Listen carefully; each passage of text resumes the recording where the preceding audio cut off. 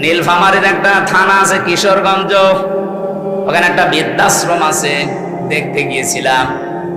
যে দেখে এদিকে 25 জন মা, এদিকে 25 জন বাবা, মুরব্বী সব বসে আছে। যেই কয়জনের সাথে কথা বলেছি সবগুলো হাওমাও করে কাঁদছিল। এক মহিলা আমার হাত চেপে ধরে, মুরব্বী মানুষ, বলছে, বাবা আমার 3টা ছেলে মেয়ে সব বিদেশে থাকে, কিন্তু আজকে আমি এখানে পড়ে আছি এই বৃদ্ধাশ্রমে। বললাম, আপনার কি মনে হয় এখানে পড়ে থাকার কারণে বলেন তো? অনেক আমার 2টি কথা বলেছিলেন। 1 নম্বরে প্রথম দোষটা আমার, 2 নম্বরের দোষ আমার পুত্রবধূর। প্রথম দোষ আমার এই 3টা ছেলে মেয়ে সব হায়ার এডুকেটেড, অনার্স মাস্টার্স করা, সব বাইরের দেশে থাকে। আমি তাদেরকে দ্বীনের শিক্ষা, কোরআনের শিক্ষাটা ছোটবেলা থেকে দেইনি, এইটা আমার অপরাধ। ঠিক আছে। 2 নম্বরে আমার যে পুত্রবধূ সবগুলো মডার্ন, আল্ট্রা মডার্ন, এরা আমার ছেলেদেরকে কান ভাঙিয়েছে যে এই বুড়ি মানুষ বাড়ি রাখার দরকার নেই। শেষ পর্যন্ত তারা তো চলে গেছে, আমারে রেখে গেছে এই বৃদ্ধাশ্রমে। আমি এখন এই যে 24 ঘন্টা কাজ কাম নেই, শুধু পড়তে থাকি, মাঝে মাঝে কোরআন হাদিস ইসলামের ইতিহাস পড়ি। আমি বুঝি এই ছেলেটারও দোষ না, দোষ এখন আমার মনে হচ্ছে। কারণ আল্লাহর কোরআনের যে জ্ঞানটা, ওয়াকাদা রাব্বুকা আল্লা তা'বুদু ইল্লা ইয়্যাহু ওয়া বিল ওয়ালিদাইনি ইহসানা। আল্লাহ বলেন, আমি রায় দিলাম, আমি রায় দিয়ে দিলাম, সিদ্ধান্ত দিলাম, ফায়সালা দিলাম, আমি আল্লাহ লিখে দিলাম, আমি আল্লাহ ছাড়া কারো ইবাদত করা যাবে না। আর তোমাদের মা বাবা যাদের আছে তাদের সাথে ভালো ব্যবহার করা লাগবে। আল্লাহর পরে যাদের স্থান তারা কারা? বলেন বলেন। সেই মা বাবা, তাদেরই তারা স্থান জানে না, কারণ তারা এ বিষয়ে জ্ঞান অর্জন করে নাই। তাদেরকে যেহেতু আমরা শেখাতে পারি না, এই জন্য প্রথম দোষটাই আমার। আমরা আশা করব যারা দায়িত্বে আছেন আপনারাও মুরব্বী হবেন। আপনাদের আগামী প্রজন্ম যদি বৃদ্ধাশ্রমে আপনাদের রেখে না আসে, আল্লাহর পরে আপনার স্থান এটা যদি না জানে, আপনাদের কপালেও আসতেছে। যেন আমার মনে হয় এই মুহূর্তে 1 থেকে 5 পর্যন্ত এমন সিস্টেম করা দরকার, মানুষ যেন হাফ আলেম হয়ে যায়। এ দাবি কি শুধু আমার একার না সবার? মেয়েটার জন্য 3 নম্বরে আপনি সৎ পাত্র দেখবেন। আজ মেয়ের বাবা যারা, অনেকে সৎ পাত্র দেখে না, দেখে যে এই ছেলের মাল আছে কিনা, নাকি এ ছেলে সব নেই। বলেন তো, নবীজি তার 4টা মেয়ে বিয়ে দিয়েছিলেন, সবচাইতে আদরের যেটা ফাতেমা তো জহরা। কত ধনী এই মানুষের সন্তান বিয়ের প্রস্তাব দিয়েছে, বিশ্বনবী বলেন না।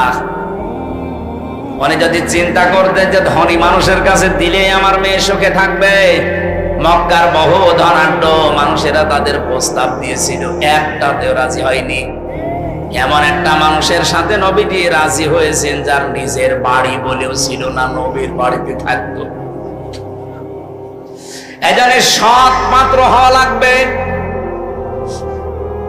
আমি ঝিনাইদহে একটা বাড়িতে অনুষ্ঠানে ছিলাম, আমাকে চা দিল, কাপ দিয়েছে স্যার, কিন্তু পিরিচ দেয়নি।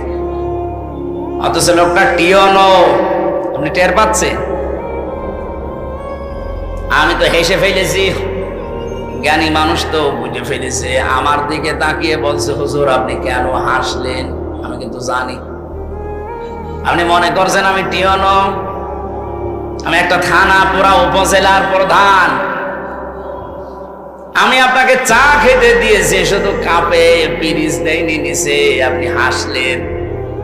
বাস্তবতা এটা, গত পরশু দিন এই পিরিচটা ভেঙে গেছে, কাপটা নিচের যেটা। আমি ইচ্ছা করলে কিনতে পারতাম, এরকম 1000টা পিরিচ কিনতে পারতাম। গতকালকেও আমার অফিসে একটা বিশাল বান্ডিল এসেছিল, শুধু সই করতে বাকি। সই করে দিলে ওই 8 লাখ টাকা আমি পেয়ে যেতাম। এইরকম পিরিচ 1000টা কিনতে পারতাম। সেই ছোটবেলায় আমি আমার মায়ের কাছে মাওলানার কাছে, উস্তাদের কাছে আমি শিখেছি যে ঘুষ খাওয়া এটা হারাম। ওই দিন থেকে এই পর্যায় পর্যন্ত আমি আজও কোনো ঘুষ খাইনি। এত কষ্টের জীবন যাপনে আছে, এই যে অন্যায় অবৈধটা আমার সামর্থ্য থাকার পরও আমি করি নাই, এই জন্য আল্লাহ অন্য দিক থেকে আমারে পুষিয়ে দিয়েছে। বলেন তো, ঘুষ খাওয়া এটা আল্লাহর বিধানে আছে? বলেন বলেন।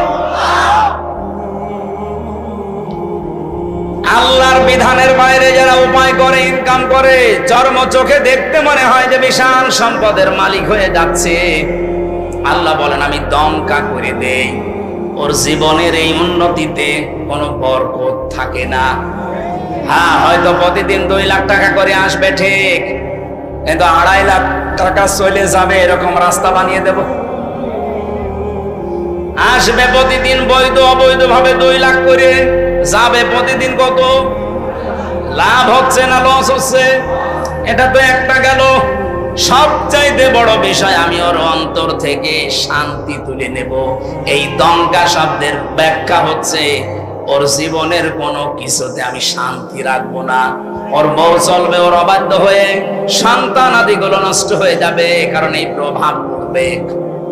হারাম ইনকাম করে যা খাওয়াচ্ছেন, এই সন্তানগুলো হারাম হয়ে যাবে। এতটুকু আল্লাহ যদি শেষ করে দিতেন আয়াতই পড়তাম না। এর পরের তারও ঝামেলা, ওয়ানাহশুরুহু ইয়াউমাল কিয়ামাতি আ'মা। কিয়ামতের দিন ওকে যখন তুলবো, ওর চোখ থাকবে না, অন্ধ হয়ে উঠবে। আমি আল্লাহর সামনে দাঁড়িয়ে বলবে, ক্বালা রাব্বি লিমা হাশারতানি আ'মা। হে আল্লাহ, আমার তো চোখ ছিল, আমি অন্ধ কেন? রব্বুল আলামিন এবারে মানে কঠিন কথা জানালেন যে আমি ওকে সঙ্গে সঙ্গে ধমক দেব। ক্বালা কাযালিকা আতাতকা আয়াতুনা ফানাসিতাহা। তোর সামনে আমার আয়াতগুলো এইভাবেই তেলাওয়াত হতো, হাজার হাজার আলেম ওলামা নবী রাসূলরা তোকে এইভাবে শুনিয়েছে। আমার আয়াতগুলো শোনার পরে এভাবে না শোনার ভান করেছিলি, জানার পরে যেভাবে না জানার ভান করতিস, যেভাবে ভুলে গিয়েছিলি জানার পরে, আজকে তোরে আমি আল্লাহ ভুলে গেলাম। তুই যে আমার বান্দা ছিলি, তুই যে আমার বান্দি ছিলি, কোনদিন আমার এই জবানে তোর নাম আমি আর উচ্চারণ করব না। বলেন নাউজুবিল্লাহ।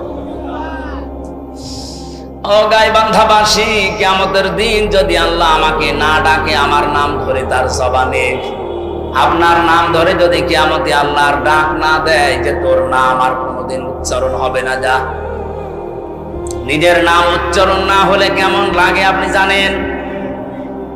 আমি যখন আয়না ঘরে ছিলাম, মাটির নিচে আমি নিজে দেখেছি, মাটির নিচের ওই দেওয়ালে লেখা আছে, কেউ কেউ এই নখ দিয়ে, বড় বড় নখ হয়ে যায়, খুশিয়ে খুশিয়ে এই দেওয়ালের সাথে লিখেছে যে ভাইরা, এই যে নাম্বার লিখেছি, কেউ যদি বাইরে যেতে পারেন এই নাম্বারে যাবেন, যে এই নামের মানুষটা আজও বেশি আছে।